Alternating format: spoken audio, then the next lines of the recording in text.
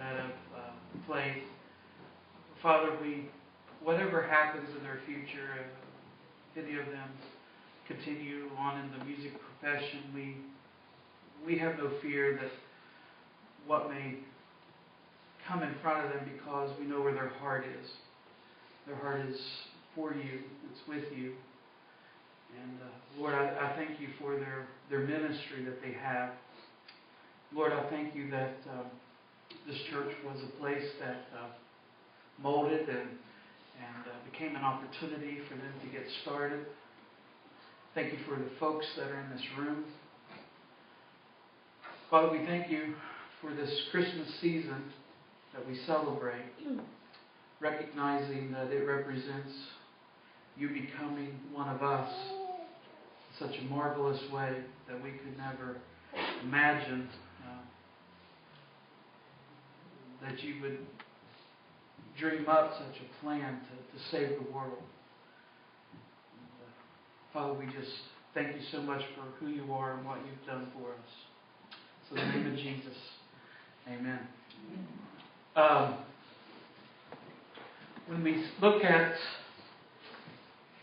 this week's message, it's the birth of Jesus through the eyes of the innkeeper. Now, last week it was the birth of Jesus through the eyes of Herod. And we saw what a massacre that Herod had brought to the people. And we know that in this time of what we celebrate with joy and love and honor, peace on earth, Herod did not have that same thing. He brought tribulation. He brought pain to the hearts of the people because he tried to kill the Messiah as a baby. No doubt Satan had an influence on that, because Satan, even from the prophecies that a Messiah would come, Satan was looking to destroy the prophecies. But Herod wasn't able to. And though he left the bloody trail, still Christ was born. This morning we're going to look at it through the eyes of the innkeeper. You all have heard the story. You know what you've been taught. In Bethlehem, some 2,000 years ago, Joseph, Mary, riding a donkey. Depending on what Christmas postcard you look at, it's either Joseph walking the donkey that Mary is riding on, or they're both riding a two-hump camel all the way to Bethlehem, from wherever they were.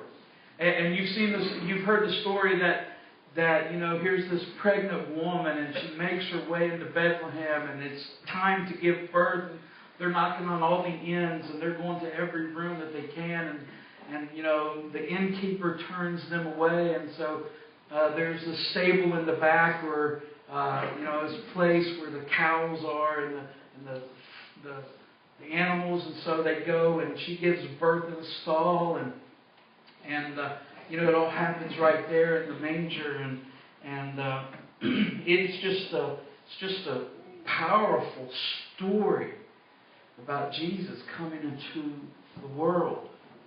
And because of that story, the innkeeper has been vilified.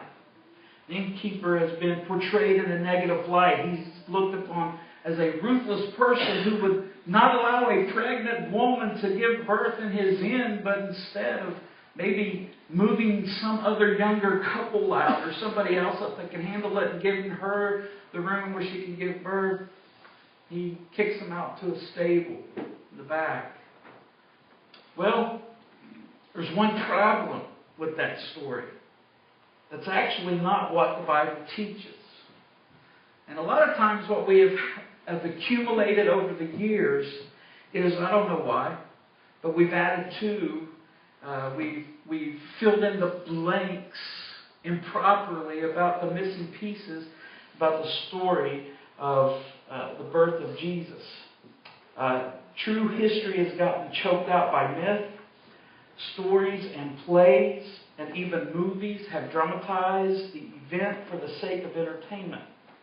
But the real birth account is a bit different. So we're going to go to Luke chapter 2, and we are going to take a look at what Luke says. So Luke chapter 2, verses 1 through 7, if you cannot read the screen or would prefer to use your own Bible, that's the address. Luke chapter 2, 1 through 7. It says this, In those days, Caesar Augustus issued a decree that a census would be taken of the entire Roman world. This was the first census that took place while Quirinius was governor of Syria. And everyone went to their own town to register. So Joseph also went up from the town of Nazareth in Galilee to Judea, to Bethlehem, the town of David, because he belonged to the house and the line of David.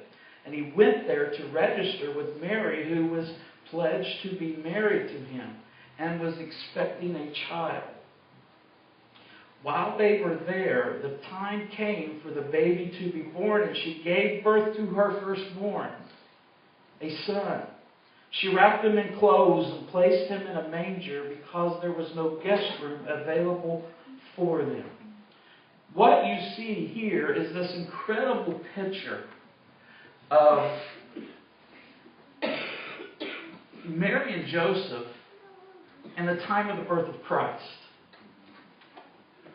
And what's missing in this picture, in this narrative that we've always assumed happened?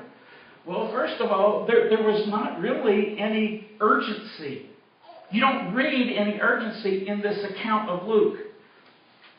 Joseph wasn't running around trying to find a place for Mary because she was about to give birth.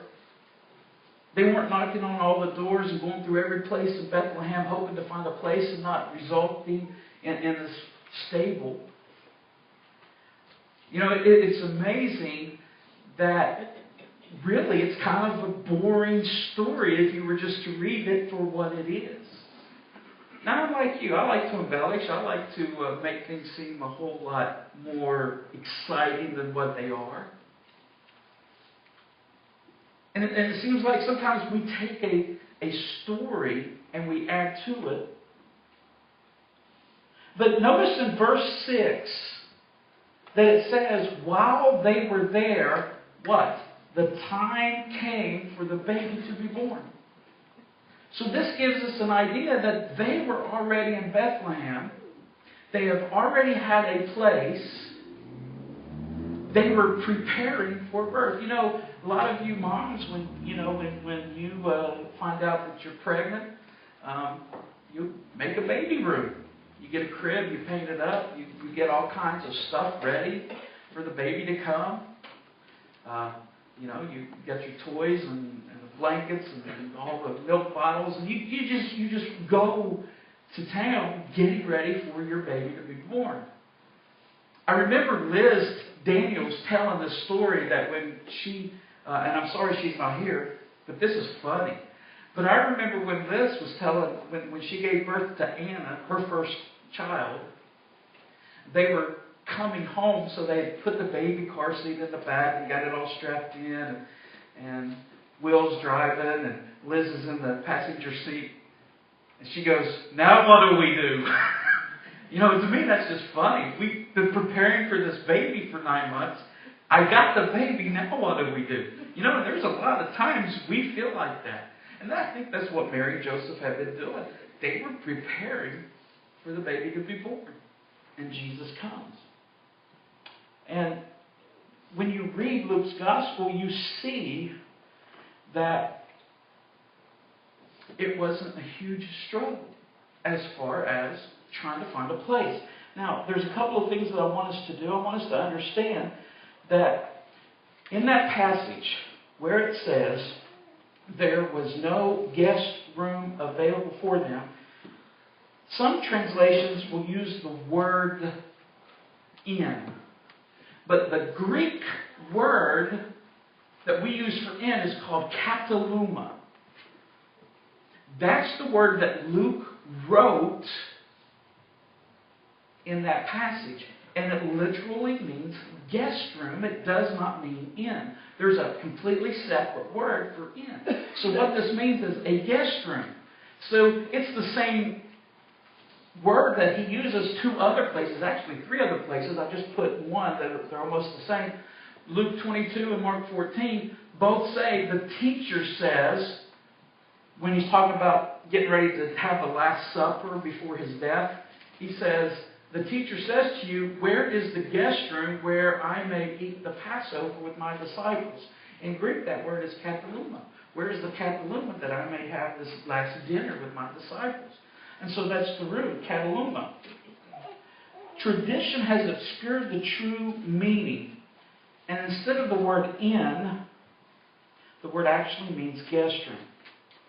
And so when he says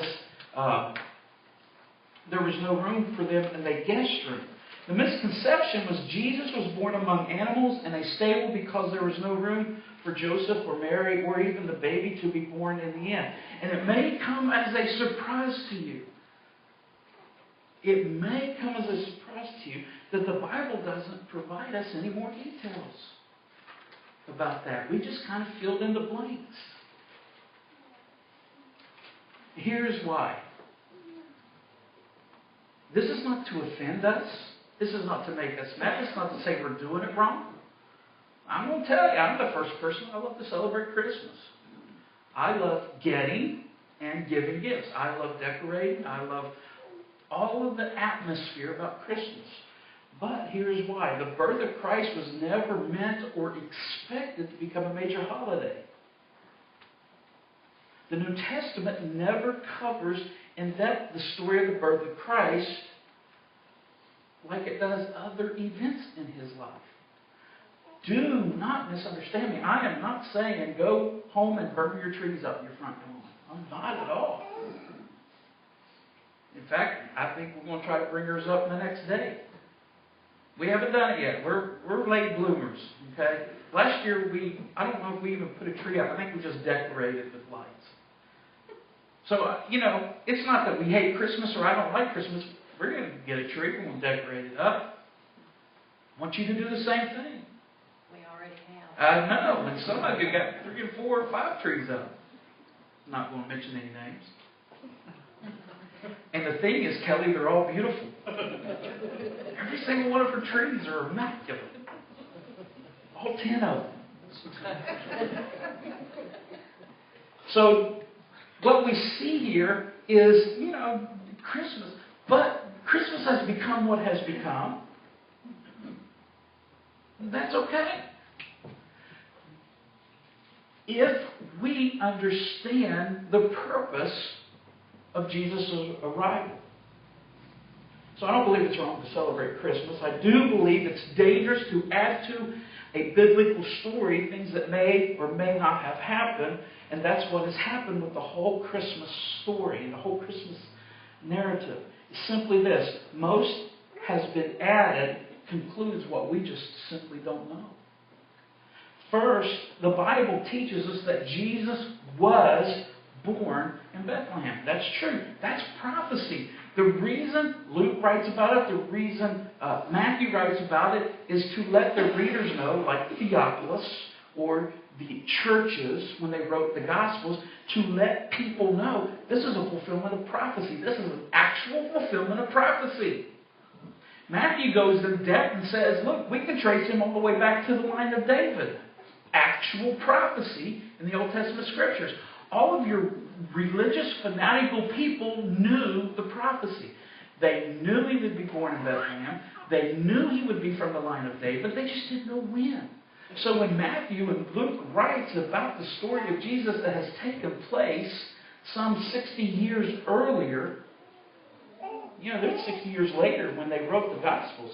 They put in the birth story briefly, just as I mentioned, hey, look, prophecy has been fulfilled. He was born in Bethlehem. He was from the line of David. Herod tried to kill him, slaughtered all of his babies. All of this is a fulfillment of prophecy. Second, the Bible makes no mention of an innkeeper. And I'll prove to you why there's no mention of an innkeeper in the end of the narratives, because there's not a Greek word written for an innkeeper. Now, before we pick up stones and get ready to throw them up here, I'm not saying that we've been lied to. I'm just saying, let's look at the truth, what happened. Here, you have the word kataluma, means guest room. The Greek word for inn and the Greek word for innkeeper is pandochian or pandochia. Pandochian is inn, pandochia is innkeeper. None of those Greek words are written in Matthew or Luke's account.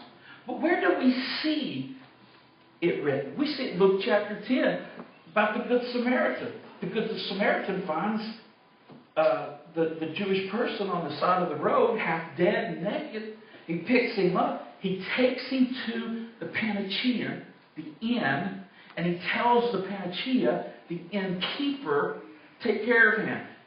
And if there's any other medical bills or any other, I'll pay you when I come back. That's the only time we see any written reference to an inn or an innkeeper. And none of those words are actually in the narrative gospel. So, what you see are these two words, kataluma, which is guest room, panchion, which is inn. One is in the narrative gospel, one is not. Kataluma is, panchion isn't. Now, I've said all of that, and I say all of this now, that if it is a guest room, then that means it was somebody's home. Now, when Liz's mom and dad come to visit, we have a guest room. About 2 or 3 days before they come in, I have to go in and clean the guest room up. To wash all the blankets and scrub the floors and wipe the walls down and all of that stuff. Because my wife is hard at working, providing for her family. So we get it ready, the guest room. Now, here's the thing. A census was given to everybody in that province. And so, what you had to do was this. Let's say the president says this way, hey, we're going to have a census. I want everybody in America to go back to your hometown. Well, some of you would remain here in this area because this is where you were born and raised. I would have to go back to Huntington, West Virginia. Liz would have to go back to Grayson, Kentucky. Some of you would have to go back to Minnesota. Some of you have to go back to wherever it was you were born. Okay? You would have to go back to your hometown. You would have to register. So that's what Joseph did. Now they counted mostly the men. And so Joseph and Mary packed up. He goes back to Bethlehem, where he's from. It's the city of David. It's also called the house of bread. So he goes back to register. Probably everybody else has moved away like everybody else does out of one-horse towns. A lot of people get up and move away. Well, they come back to this one-horse town and tell you, Bethlehem was not a bustling metropolis. They didn't have any fast food joints. They didn't have any, even Barberville has a hotel. Bethlehem probably didn't have much. So where did they have to go? To their relatives' homes. And if some relative was passed, they had to probably find a place with a friend. Well, what happens with Mary and Joseph? And I know there's this, I don't know what's going on, I'm sorry. Okay. And here's what's going on. Is it the place where I'm standing? He goes back to his family. All the rooms are taken. The guest rooms are taken. So, where do they go? Now, I'm going to show you what this is. It's hard to see, but this is a lower level, second floor kataluma. It's not even a guest room. It is just a lower level room. Was very, very common in Jesus' day, and it's still very common. This is an actual picture of one in Israel. Here's another view of one. This is another cataluma, or a space room. And what you see in here, there's nothing fancy, there's no bed. It's where they store stuff. It's also a place where they bring in some of your more animals that are fragile, that are susceptible to attacks. So we'll bring them into this room. Here's another picture of what that would look like. This is an outside. See the upstairs floor? That's a house. And those two rooms on the bottom. So when it says that there was no place for them in the guest room, when you read Luke, this was probably the type of place where Jesus was born. In those rooms, there would be a manger. Do you know why there would be a manger? Because they would sometimes bring the animals into those rooms for safekeeping, for protection. So when Jesus was born, he wasn't born in a nice plush bed. Mary didn't have an extravagant place. He was laid in a feeding trough.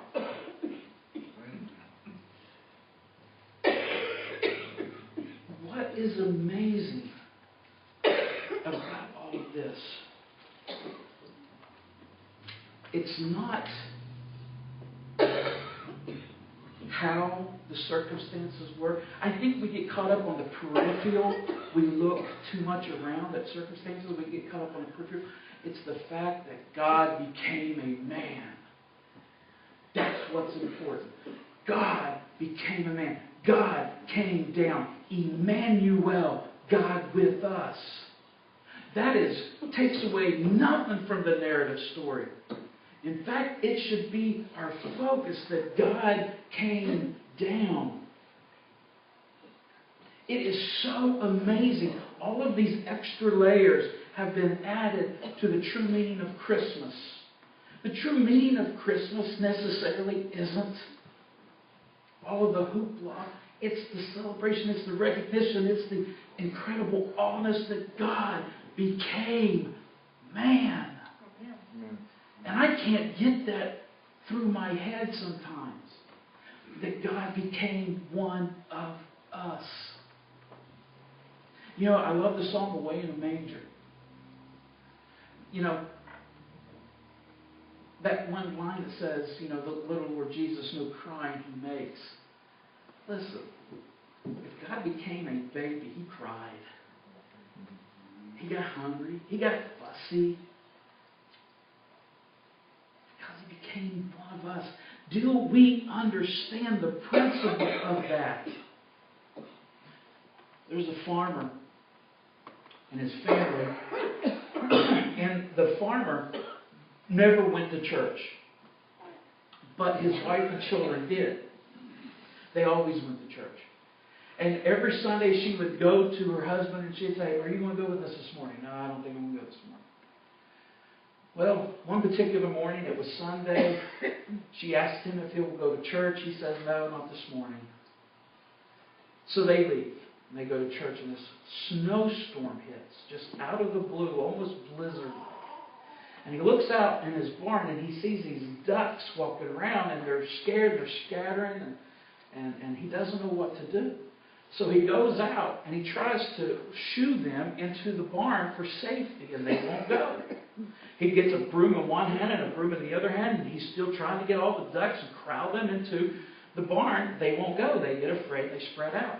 And he thought to himself, if I could just become a duck, I would lead them into the barn, and it hit him what he thought. That's what Jesus did.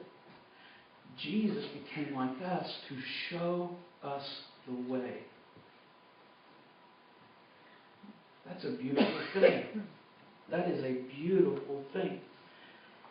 But here's the thing. John chapter 1, verses 10 and 12 says these sad words. He was in the world, and the world was made through him, yet the world did not know him. He came to his own, and his own people did not receive him. But to all who did receive Him, who believed in His name, He gave the right to become children of God. Now I want you to notice something about that. I want you to notice in verse 10 that it says, those who did not know Him. There are people in our world that don't know Jesus. Maybe it's because where they're born. Maybe it's because... there's people in our county that don't know who Jesus is, other than maybe a curse word. There's people in our own community that has never been told the true story of Jesus. They think Christmas is a time about something about Jesus being born, but it has nothing to do with Him. It's all about the Christmas tree. It's all about the presents. It's all about, are we going to be able to have a Christmas or not?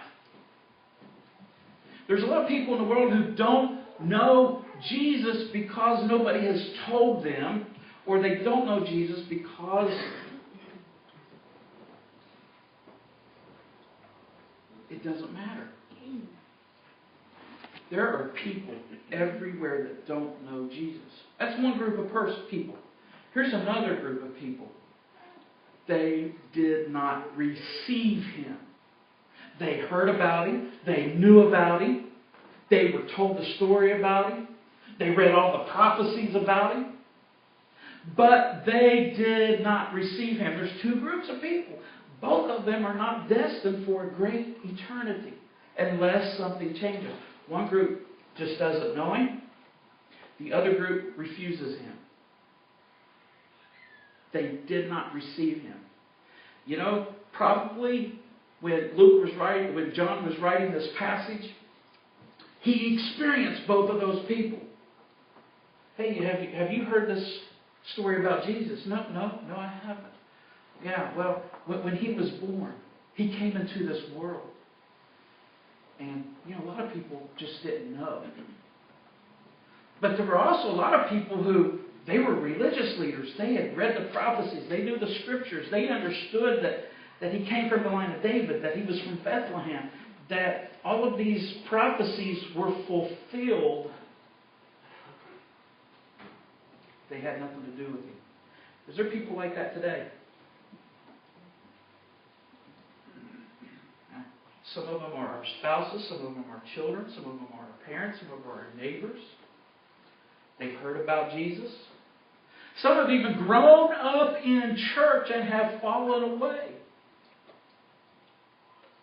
That's the same as they do not receive Him. There's a lot of us who were brought to church as soon as we were weaned, or as soon as we come home from the hospital, we're brought to church. We learn all the Sunday school lessons. We sit through all the boring sermons. We sing all the songs. We grew up in church. And what scares me is a lot of people, when they first get their freedom as a young individual, maybe going off to college, maybe they just simply turned 18, it's a time to flee the church. It's time to go away. It's a time to, hey, I'm my own person. And so many people who don't have a solid walk with Jesus reject Him. They don't receive Him, even though they've been brought up in Him. That's a failure on the church's part. That's a failure on parents' part. And here's why. We, as people of a church, as family leaders, we have not taught our children how to have a relationship with Jesus. What we teach them is how to have a relationship with the church. There's nothing wrong with the relationship to the church except when it's empty. See, a relationship with the church is not the same as a relationship with Jesus. And we don't teach our children mainly because we're not sure even what that is. But it's when we have a relationship with Jesus that they're not going to flee. And I love the Psalms passage that says, you know, when they're older, they may depart, but they'll come back. See, a lot of you probably could have been somebody who just simply had a relationship with the church, and at some point, you left the church. You walked away from the church. You did your own thing. You got caught up in your own lifestyle. You got caught up in your own ways. You did what you wanted to do. And some of it, there were consequences. Some of it, there wasn't consequences. Except spiritual consequences.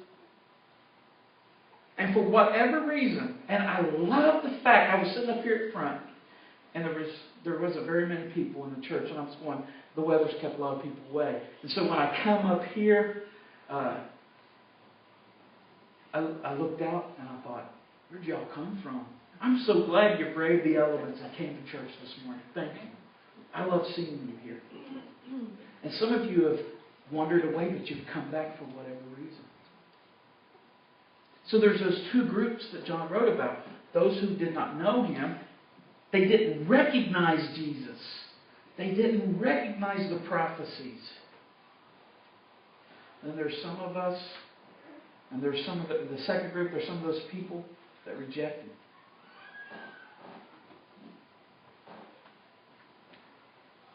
Love makes humans do some pretty amazing things. You've probably got your own stories, but God can lead us all. So God's story is this. I'm going to send my only Son. He's going to come to this world. And He's going to save the world from sin, death, and hell. He's going to purchase and bring us back. I want to close with this story. In Russia, there was this orphanage. And in this orphanage, there were all these children who didn't have parents. Some of them were abandoned at the doorstep of the orphanage. Some of them were taken away. Some of the parents were killed in different reasons, conflicts, alcoholism. It was huge. And so there was a group of American missionaries that went to this orphanage in Russia. And so while they were there, they were teaching the story of Jesus' birth. And one of the missionaries got up and talked about how Mary and Joseph came to Bethlehem and how there was no place for Him at the inn, so they had to go to a stable. And so there was no bed, so they had to lay Him in a manger when Jesus was born. Typical story that we've always heard. But they wanted the kids to retell the story back to them, but they wanted to do it with crafts. And so they were all given cotton balls and popsicle sticks and different stuff to make a craft to tell the story. And the missionaries were walking around, they were retelling the story, how they had heard it.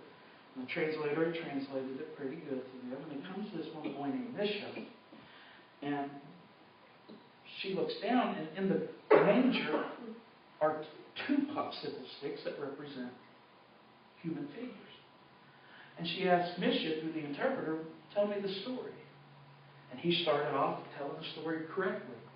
Mary and Joseph rode a camel or a donkey into Bethlehem. And when they got to Bethlehem, there was no room for Jesus at the inn. And so the only place that they could go was a feed stable. And so they go to the stable. She gives birth. And after she gives birth, they get a trough and they lay the baby in the trough. And then he stops. And so she asks the question, well, why is there a second figure?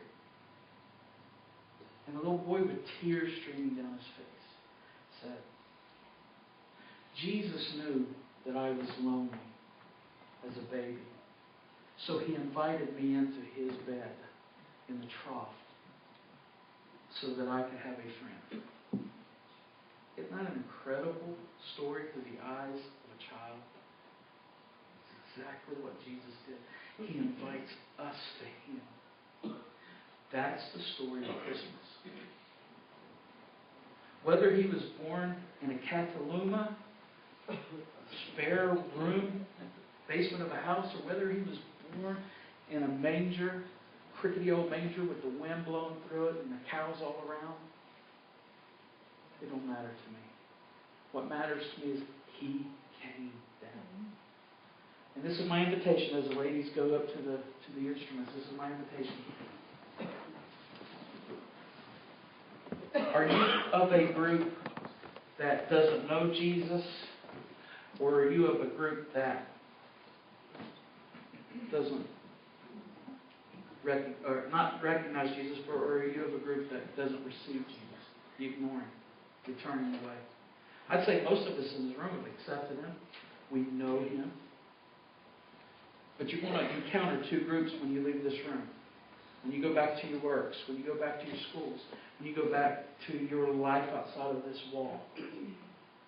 Two people. One who don't know Him. That's an opportunity for you to tell people. Then there are some who are going to reject Him. Let's stand and sing our invitation. Where do we lead? If you have a decision that you want to make, I invite you to come forward and meet me here. We'll have prayer. We'll discuss what's going on. If you just want prayer, come forward. We'll pray with you. We'll pray for you. We'll pray about what you want to pray about. But don't leave here not having made a decision. Let's sing.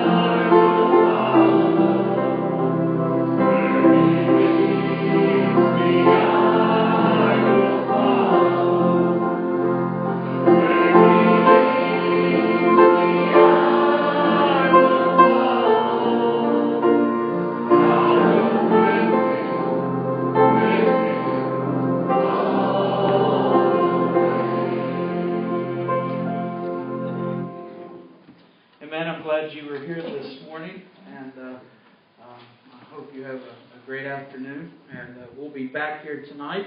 We're going to study. We're going to start a new study tonight, so I invite everybody to come back. First of all,